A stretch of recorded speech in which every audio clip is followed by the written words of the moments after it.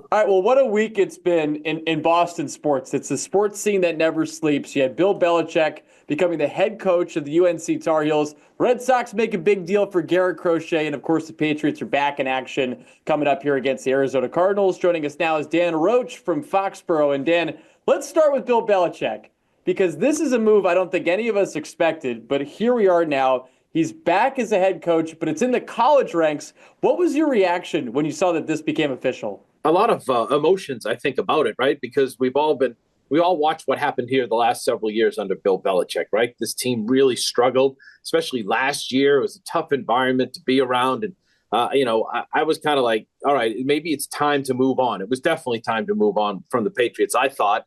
And now you kind of looked at him doing all this media work that he was setting himself up to get back in the NFL. And now he's not in the NFL and he's in college, right? And that's kind of what the weirdest thing, because all we heard last offseason was Nick Saban's getting out. Legends are getting out of the game because they don't want to deal with the portal and everything else anymore. And lo and behold, he comes up at the University of North Carolina. You could see like, all right, is he going to come up with an SEC school, a plan or something like that? But now it's a Carolina. So, yeah, a lot of emotions in this one. I'm always, thinking like Bill can coach no matter what level it's at because he's, one of the greatest to ever do it. So I'm curious about that. I'm curious to see how he handles college kids, the portal, and all that kind of stuff. I still go back, and I've said this for years. I thought the best finishing point for Bill Belichick would have been Navy, right? Because I just think that that's kind of where, his dad, Steve, was such an integral part of that program for so many years. He grew up there. I just thought that was the stamp with a lot of kids that are there to protect our country. That's the first and foremost thing, but then work with them and show them the way. So I don't know, Joe. I think it's very, very bizarre in a lot of ways, but very cool that we'll all be following it now as they go about their business. Remember this, Mac Brown was fired at the age of 73. So Bill Belichick's 72. So he takes over he's younger than the coach who was in there before him at the University of North Carolina. Yeah, it's crazy to think because it's a 5-year deal. This is going to take him into his late 70s, but a move I don't think any of us expected. And Dan, from what I've seen out there in terms of the reports about other NFL teams and their thoughts on Bill Belichick, there seemed to have been a tepid response to bringing him aboard as their next head coach. Why do you think that was the case? I think it's because of the fact that if he comes in there, he's a stopgap guy, right? So the logical one would have been the Dallas Cowboys when they were struggling when Dak Prescott was healthy. I thought, Devin McCourty said this to me this summer that, if Bill walks into that room, that Cowboys meeting room that first day, everyone's, up at attention, listening and saying, yes, whatever, we'll do whatever, because they're that close to winning a Super Bowl.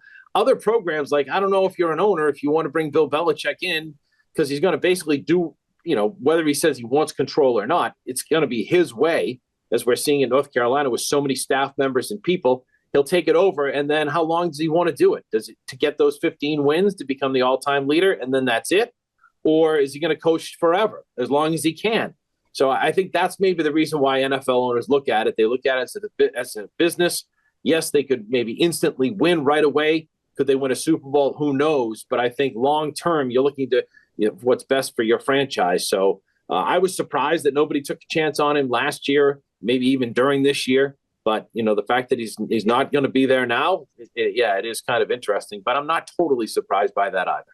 Yeah, and there are openings across the NFL going into next year, and now Belichick not taking those or won't be offered them, obviously, because now he's already got his next job. Let's focus now on the Patriots of today and what practice has been like for them this week, Dan. Like, what are the key storylines for this team now? Now that they only have a couple weeks left in the season, trying to finish it out and obviously finish it out strong too, with Drake May having a good rookie season. I think it's to me, the way I would approach it, and this is what the players basically saying, and the coaching staff too, is that you've got 4 games, right? You've got a 4-game season now against teams that, are on the brink of the playoffs, such as Arizona, but in the playoffs, such as Buffalo twice, and then the LA Chargers fighting in there too. So I think you're looking at those 4 teams as an opportunity to play the role of spoiler. That's the first thing, right? But then also you're, as Austin Hooper said, you're kind of playing for a job, whether it's somebody watching you from the outside or the inside. So you want to make an impression in those 4 games,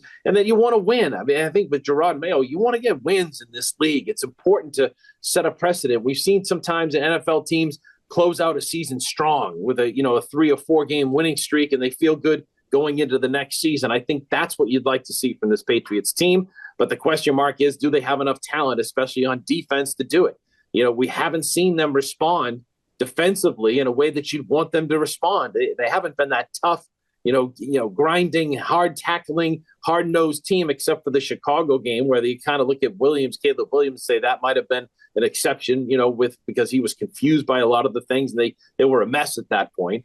So that's what they want to do is get on the same page together defensively, and then offense, score points in the red zone, especially because we've seen the growth and development of Drake May. Now everybody needs to come on board with him and put some points on the board. Yeah, in the wide receiver room, I mean, some interesting comments and some recent news because the team waives KJ Osborne. But then on top of that, Jalen Polk continues to talk about his rookie season and some of the optimism that he has the rest of the way, talking about how his time at Washington, he started slow and then really came on as of late. Talk to us a little bit about what he's been saying this week, now that, as you mentioned, 4 games are left in the year, and there hasn't been a lot to show in his rookie season. Well, I think you just want to see something from him, right? And I think that's what his hope has to be. He wakes up every day and says, I need to contribute. And it's I was talking to Pop Douglas about this last night, and it ran on our First Down show on TV 38, is that, it's not easy to be a young receiver, a rookie wide receiver. You're kind of still, as the season goes about, you're trying to find your feet and his confidence. There's all kinds of emotion that goes into it too. So from Polk, he's got 4 games to just make somewhat of an impression, Joe, that he hasn't done all year. He said, a couple touchdown catches, what have you, but you need to continue that. You want to see 3, 4, 5 good receptions from him. Top. That's what he was at the University of Washington. And I think if he can do that and end on a good note, his confidence gets going. And then you'd like to see Javon Baker do the same thing. We've seen nothing from him. It's been a struggle. Even Jaheim Bell, the tight end out of Florida State, you want to see the younger players develop. And I think interesting, Kendrick Bourne, we were talking to him yesterday, and he said the one thing that Drake May has done is he's elevated his game. Now you want to elevate your game to him. You want to think along the same lines with him, develop a relationship over these last 4 games with him so that he can count on you in the offseason. You can make plans to work out with him in the offseason and then grow as a team and a wide receiver group in the 2025 season, because let's face it, it's all about Drake May. Yeah, he's the key. All right, let's switch gears. Let's go to a different sport now. The Red Sox made a move, Dan. Big move. They made a trade. We've been begging for it. We've been hoping they would make a move, and they make a huge move, a gamble, but I think one you and I would agree is a worthy gamble, getting Garrett Crochet and dealing away 4 prospects, all of which were top 20 prospects. At the top, you had Kyle Teel and Braden Montgomery, 2 former first-round picks by the Sox. What did you think of this? Because I was a big fan of it ultimately, knowing that the Red Sox were doing something bold and they were getting a guy that has ace stuff and has shown the potential of being an ace. But what do you think of it?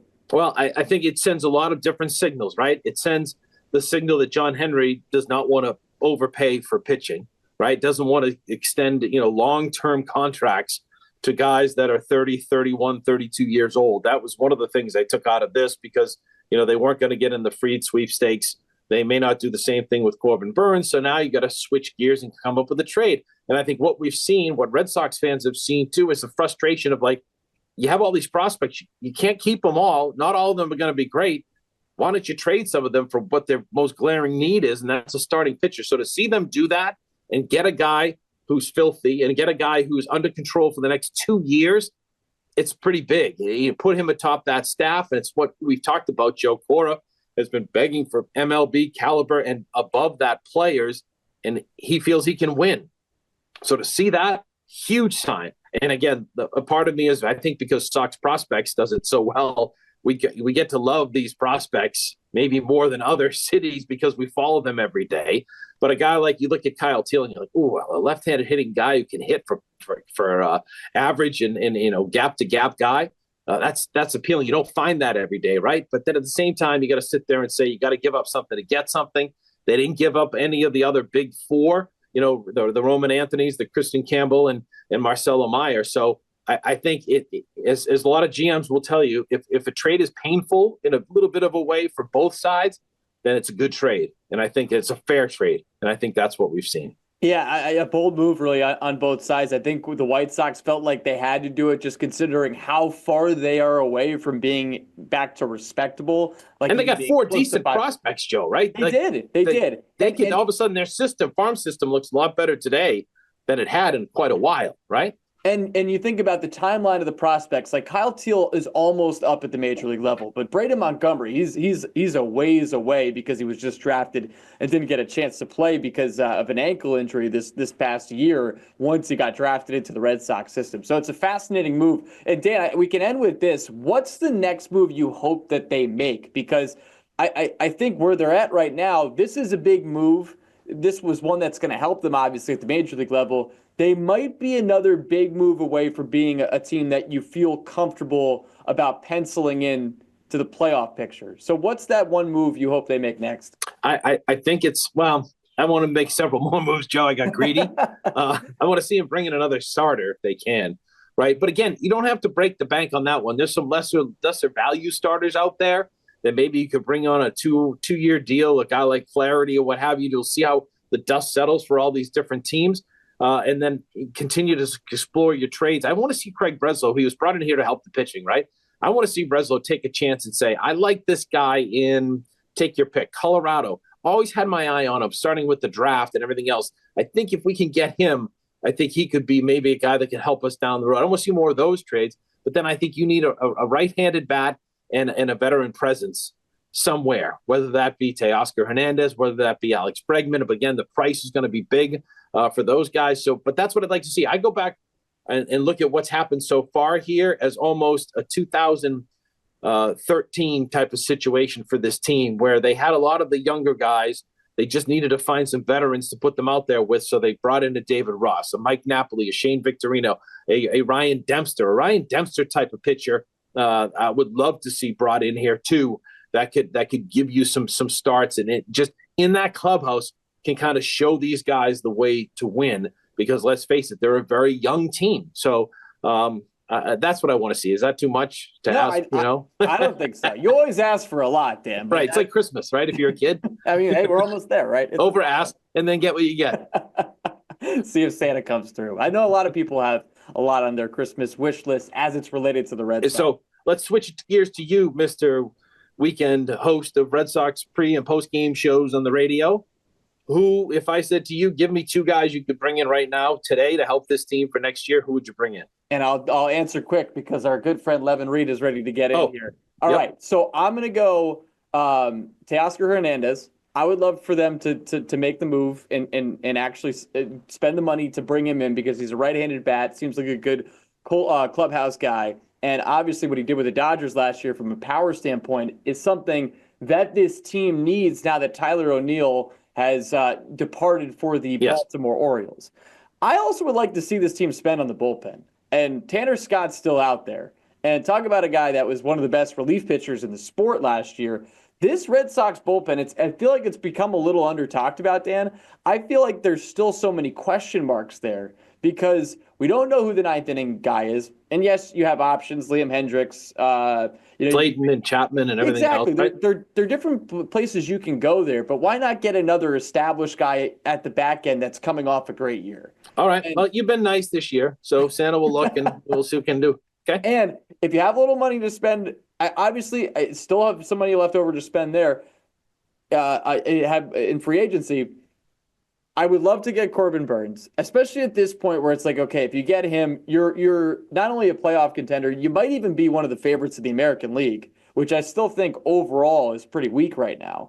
But if you don't go after him, maybe it's Walker Buehler. Like maybe you take a chance on him. Yep. A great postseason. He's got some pedigree. Obviously, the regular season last year he wasn't good, but found himself in the postseason, helped the Dodgers win a World Series. Yeah. And he's been there and done that. And I do think that experience is important for this team that's still very young and has a lot of guys on it that really haven't been able to experience playoff baseball. That's good BU math, right? I asked for two guys and you gave me four. Way to work. Listen, I'm no Syracuse grad like yourself. So you can be all high and mighty. Be all high and mighty. I'll be the terrier that I am. All right, Dan, appreciate the time. All right, Joe, always a pleasure.